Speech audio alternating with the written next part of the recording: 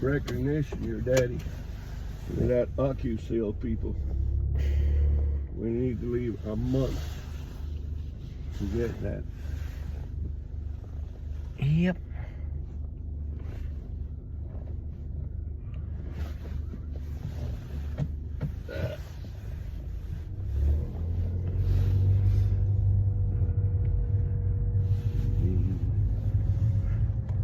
What? You got you some? I did, man. I sure did. I got me some. Sanctus. And you sure you gotta bring your own beer? Yep. Okay.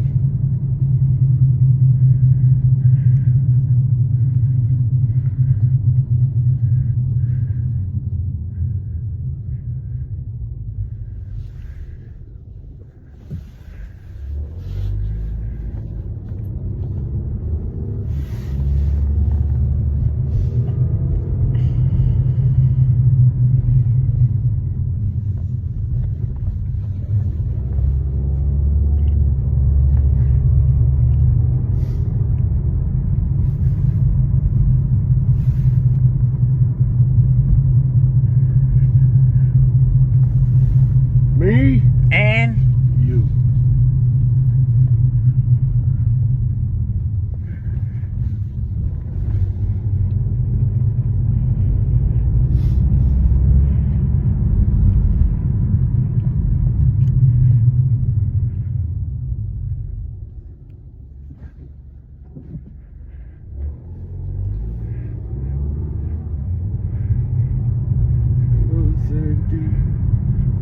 Let's see some tits.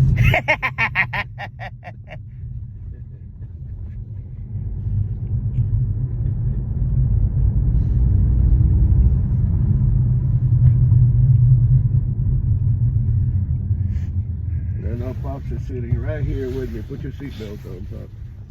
Yep. Going to take your grandson. Just like we took Tony to Hooters so he was little. Yep. I went to Hooters by myself once. You're not Tony. Huh? I know, but you're not Tony. What's that supposed to mean? You're more outgoing, Joe. The service was so slow when I was at Hooters that I had to leave and go to Monarch Market, which had inferior audio, but at least I could get a beer when the game was getting hot. Hey, when are we gonna go to have food at Portofino's? When? Which one? At downtown. You know, I haven't been able to find out. I can call Josh. Yeah.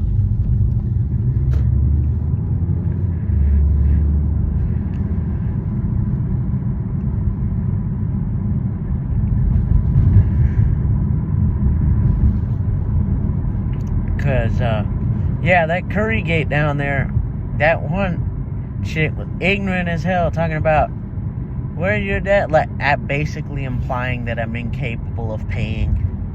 Yeah, that's what it was. Huh? That's why your mama don't like Indians. It's all us and them for them. Well, I was about to be like this. I mean, if she would have said that one more time, I'd have said, look, it's either you let me pay or I eat for free.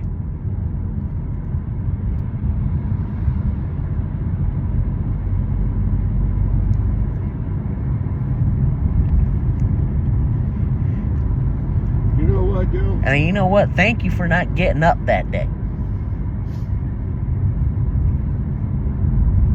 What are you talking about? Because she wanted you to come and do it and you didn't want to get up. Thank you for not getting up, because that would have just fueled her ignorance. Depending on how I felt, I'm gonna shoot her ass out. What the fuck are you implying? I was trying to steal from you? No, it's more like that I'm incapable of paying because I'm blind. Which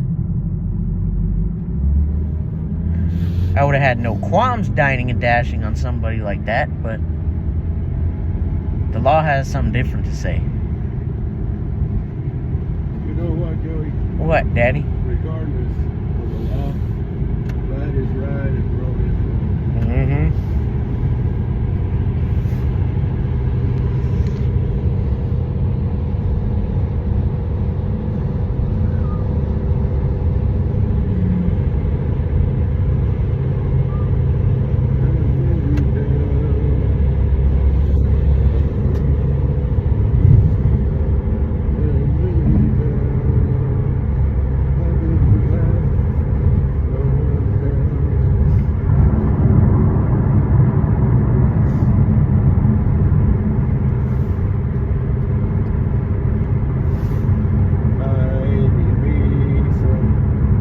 Sundays.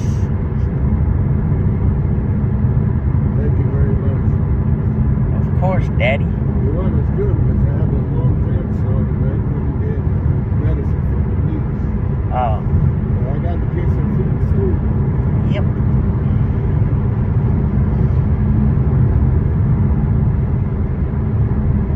How's your tune up? It was wonderful. How's your face? How's your feet? Wonderful. How's your income? That's wonderful too.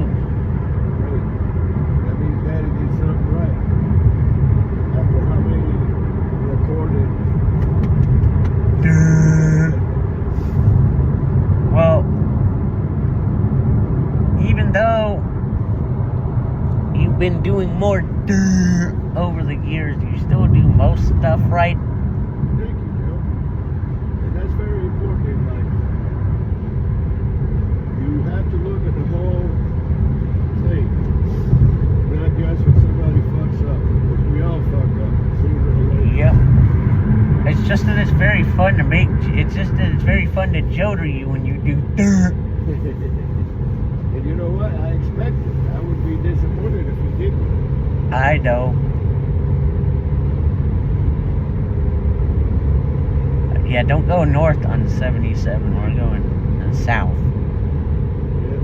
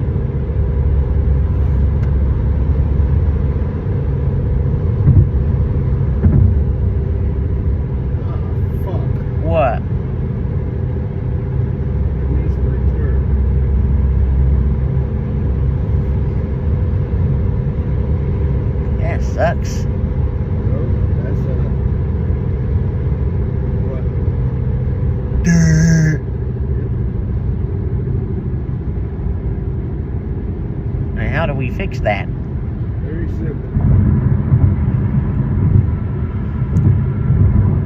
Simply and within minutes.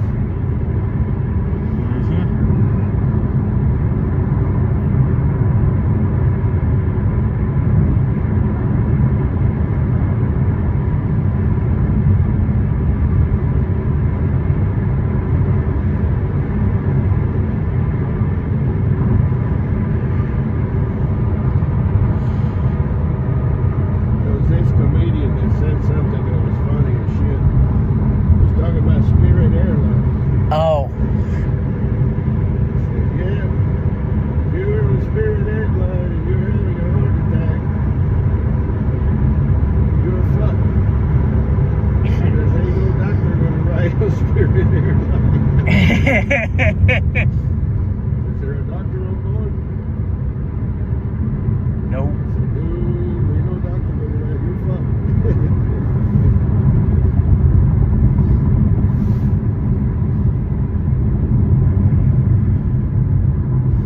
I guess if you need a lap dance, you can fly on Spirit Airline.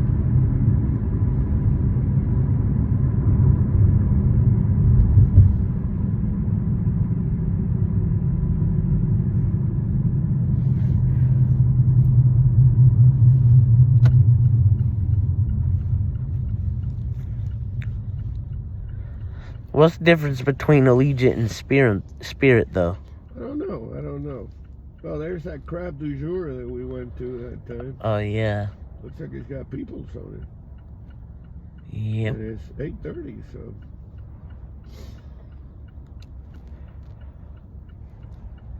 Yep.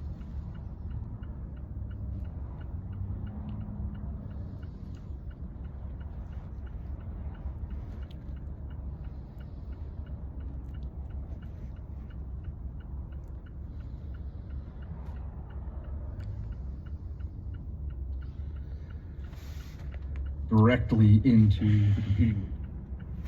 When you have products that not just are designed for the average user, but are designed to actually adapt to their user, that's something truly special. When we know what the data of an emotion or a feeling looks like, and we know how to make that data go up or down, then using AI, we can build constructive or destructive interference patterns to either amplify or suppress those emotions or feelings. In the very near future, we will have computers that we are resonantly and subconsciously connected to, What? enabling empathetic computing for the very first time. Okay, so tell me what that looks like to you. Like, if everything goes That's according to interesting. plan for you, Yeah. what is the potential that you see coming from the technology that you're building? I think, the potential is immense. And so in my mind, success is building a new type of personal computer where the owner and the user of the computer has total agency over their own data and how the computer is Son of a bitch, I fucked up again, Joe. Ah, what'd you do? The exit is to the right, not to the left. Oh. Which is understanding intelligence, human intelligence. Say it. Shimano, CEO of OpenBCI.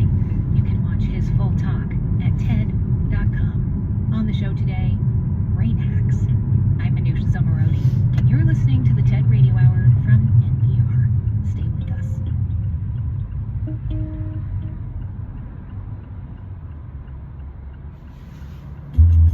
Thanks for listening to the TED Radio Hour on 90.7 WFAE and WFAE.org. We're about 20 minutes away from 9 in tonight's episode of the Moth Radio Hour. Tonight's episode features stories of petty grievances to full-blown rivalries. Then it's all things art on the BBC Arts Hour coming up at 10. Got a chance of rain and patchy fog overnight with a low of 42. More rain in store tomorrow. Well, a chance of rain with a high in the mid-50s. Peter Sadel here from Wait, Wait, Don't Tell Me. Who loves selling their car? Nobody. If the idea of giving complete strangers the keys to your car while they drive you around your neighborhood and engage in small talk feels a little weird, well, try out this instead. Donate it to this public radio station. Sure, the station gets the cash, not you, but you'll have the warm feeling of knowing you did something good for public radio. Here's how to get I'm ready. started. Just head to WFAE.org/cars Support for the to TED get Radio started. Hour comes from Indeed, designed to be an end-to-end hiring solution for businesses of all sizes to attract, interview, and hire candidates all from one platform. Learn more at Indeed.com/NPR. From Jarl and Pamela Mohn, focusing on civil liberties, foster youth, public radio, and the arts. And from the Lodestar Foundation, inspired by the principle that helping someone else less fortunate is a path to a happier, healthier, and more meaningful life. Learn more at lodestarfoundation.org. It's the TED Radio Hour from NPR. I'm Manoush Zomorodi. On the show today, brain hacks. So far, we have talked about technology augmenting the brain.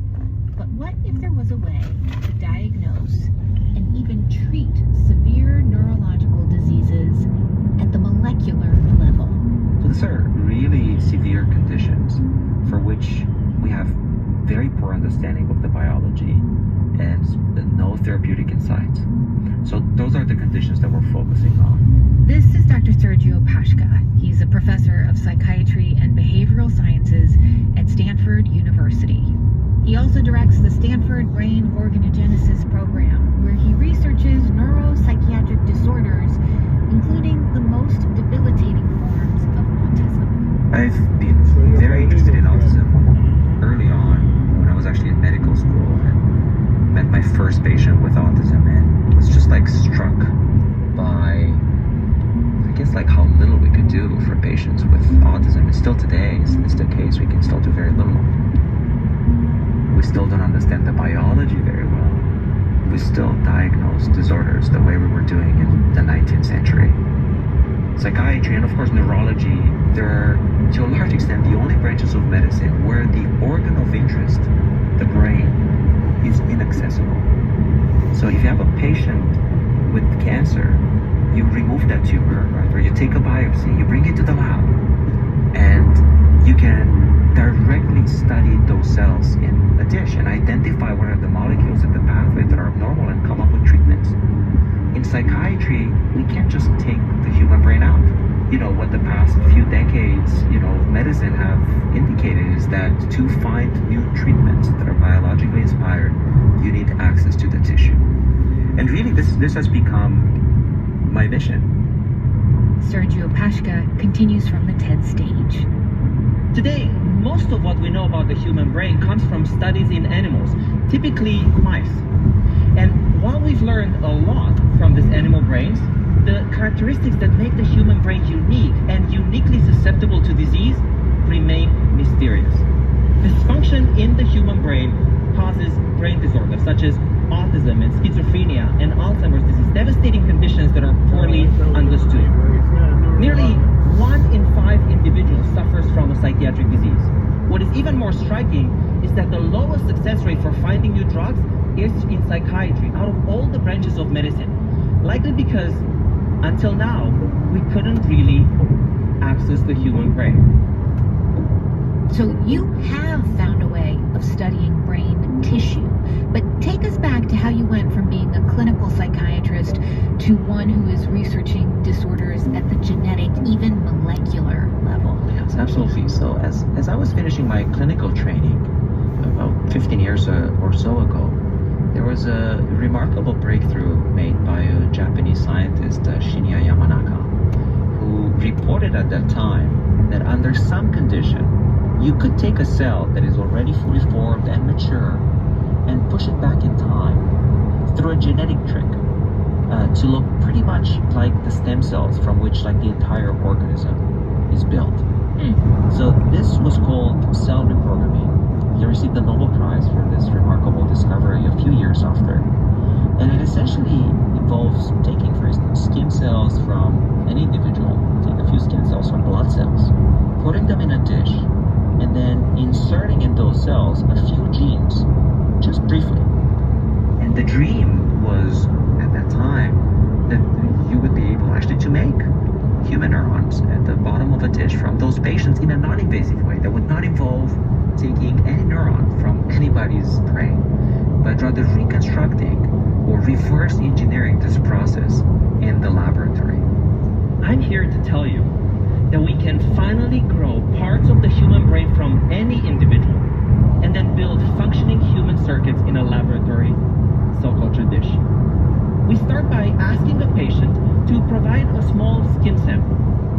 We then take those skin cells, reprogram them by putting a series of genetic factors, and push them back in time so that those skin cells become stem cells. It's like cellular alchemy. These stem cells have almost magical abilities to turn into any other cell type. So what do? We take these stem cells, we dissociate them, we then aggregate them so that they form spheres or tiny balls of cells. We then take those, move them into a special plate where there is a kind of chemical soup. And that chemical soup will allow them to grow and transform and turn into a brain organoid. And let me be clear, these are not brains in a jar. These are parts of the nervous system in a laboratory dish.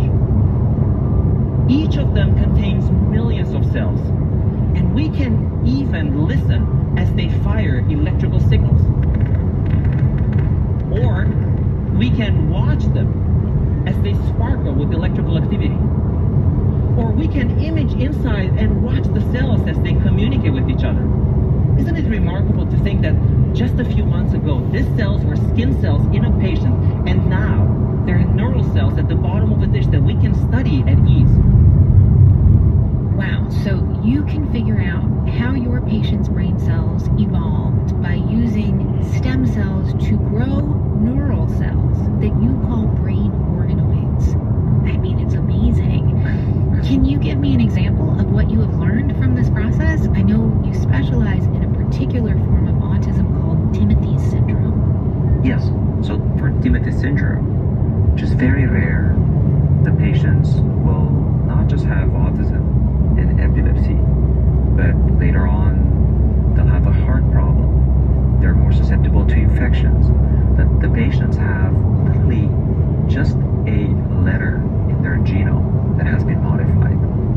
And that tiny mutation in a calcium channel has devastating effects. And this mutation that causes Timothy syndrome was predicted to cause that channel to stay open slightly longer so that more calcium would get inside the cell. But of course, nobody has ever seen it. So the first experiment that we've done, which I still vividly remember even today, you know, the night when it actually worked for the first time. And I was in the microscopy room and we finally had neurons and could actually see that there was more calcium going inside the cells.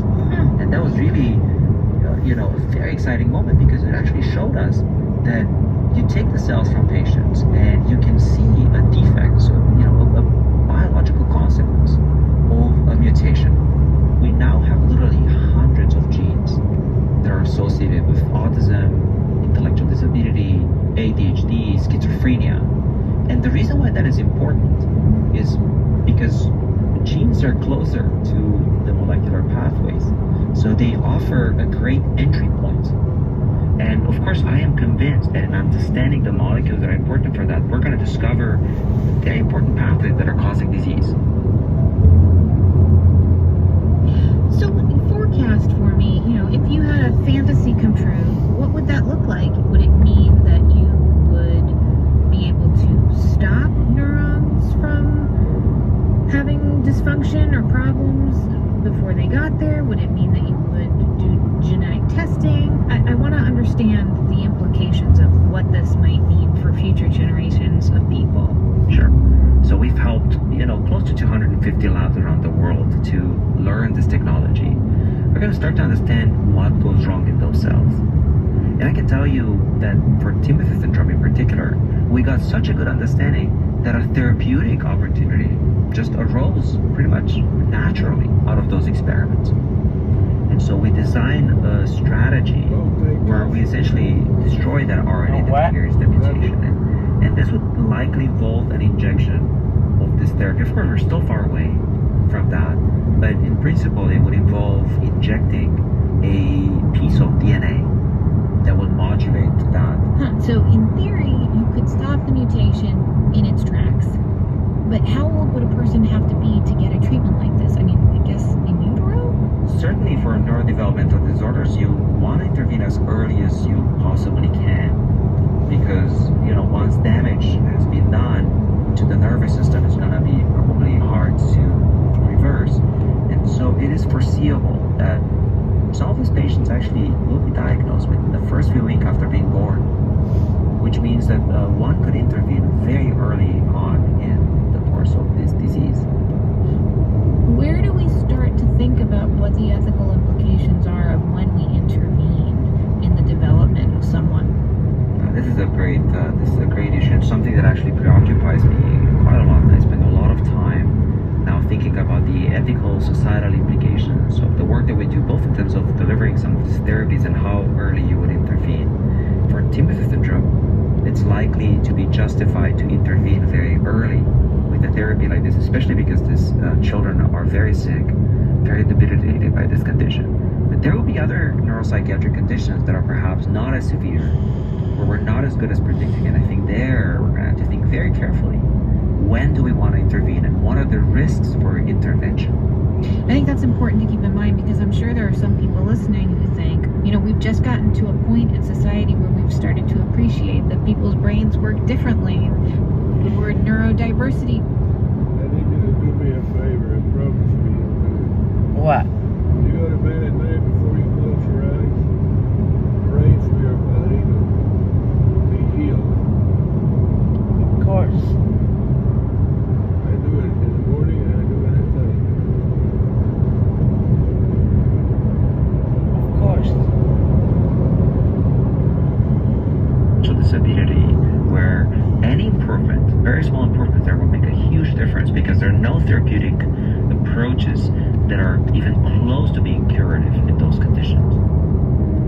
I think it's going to be a very exciting time for human neurobiology and for psychiatry, and my hope is that slowly but surely psychiatry will be moving into a molecular era. That's Dr. Sergio Pashka. He's a professor of psychiatry and behavioral sciences at Stanford University, where he directs the Stanford Feels like they Brain fixed that bridge. It used to be full of holes. You can see his full talk at TED.com. So we have talked about all kinds of brain hacks, and we want to end our show with a very personal story. So for people with neurological conditions like epilepsy, the lack of control over their brain can be terrifying. It's a crushing limitation, for sure. This is Kate Faulkner. She's a sous chef in Colorado. She's also the sister of TED Radio Hour producer Rachel Faulkner White. And when Kate was a teenager, she started having tiny seizures called absence seizures, where I would shake a little bit and drop whatever I was holding, but I wouldn't black out or fall over or lose consciousness or anything like that. At the time, she didn't know what they were, and she wasn't formally diagnosed with Hey, Joe. Yeah? Let's see if he's still here. I remember going to Sandy one time with Jimmy. I forgot which one, and I was coming back. And I stopped here to eat, and I had me some of that Popeye's chicken. And I said, my Sanctis. I was just thinking about, you know what? What? It's now a Campero. Really? And there's one Campero right there. Maybe the Popeye is still ahead. But shit. I don't remember the Popeye being. There's a Waffle House and shit, the Cookout. Man, What? this crazy motherfucker on a bicycle.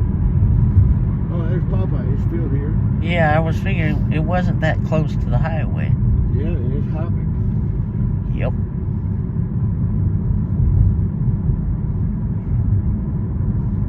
But if that Campero is expecting, that means he must be all right. Yep. Right? Yep. Ooh, there's a Dunkin' Donut. Oh. You know what we gotta do, Joe, really? What?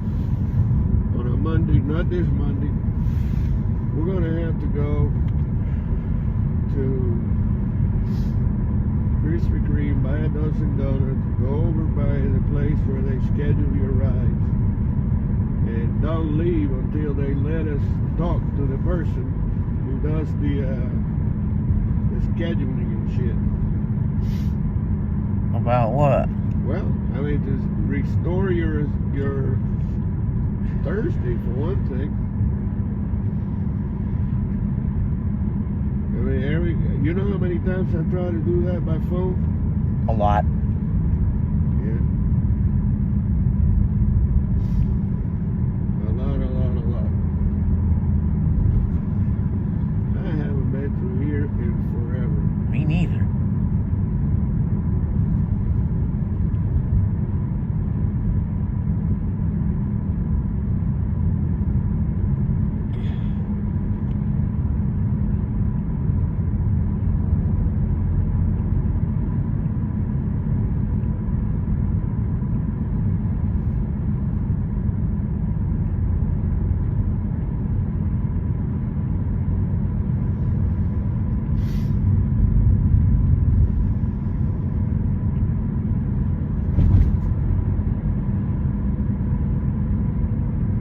I remember that Popeyes. That was the first time I ever got your Popeye. Yep. But I think that was not bad. But the worst mistake I ever made was when I heard that song, Hot Cheetos and Takis. Yeah. I got you some Takis. Should have did that. I think it was before that song. Yeah, I it was think so too, but I should have did that. I should have put it out in the garage to see if the rats would bite on it and die before feeding it to you.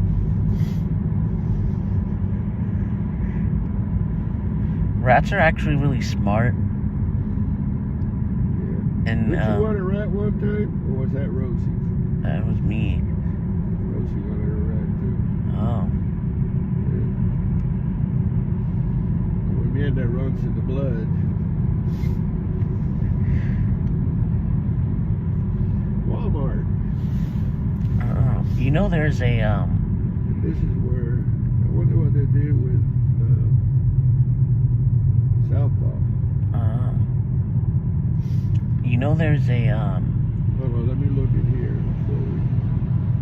Whoa, slow down before you hit that car, dumbass. Walmart's open all night. Yeah. Well, they got some stuff over there.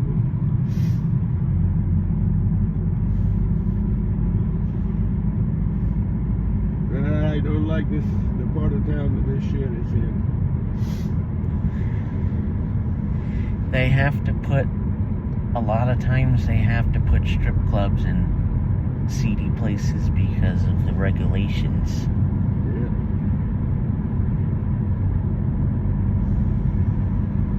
Good, Pops. You protect us, okay?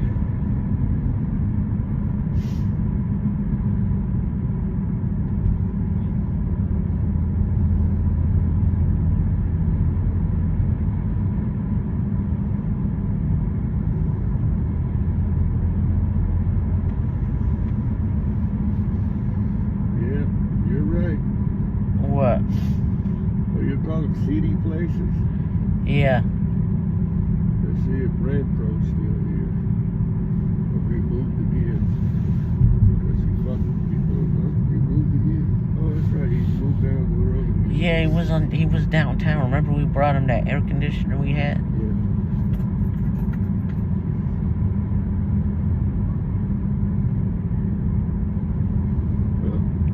At least we're by the university, so you're going to get Yeah. might get a bunch of college chicks out here. The university's in session, right? I don't know. You know, a lot of chicks do that stuff to pay for tuition. Yep. And you're such a kind guy that you're going to help them today. Mm-hmm. Maybe one of them studying to do something that might fix my ears. Okay, 4/10 of a mile.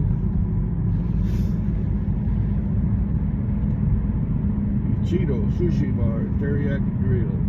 Uh-huh. Burgers and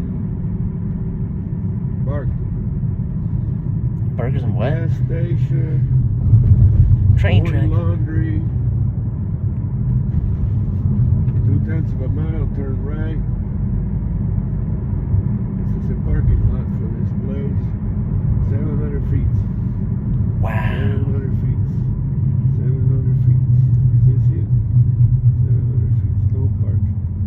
Sci-fi mystery. 250 feet. Crazy course. Yep. Crazy horse. Looks like a motherfucking dump. Under new management. Yeah. Whoa! Well, it looks like it's open. Yay! Not that many people here. And just like I thought, it looks like a shady place. But that's to be expected, right, Joe? Uh-huh.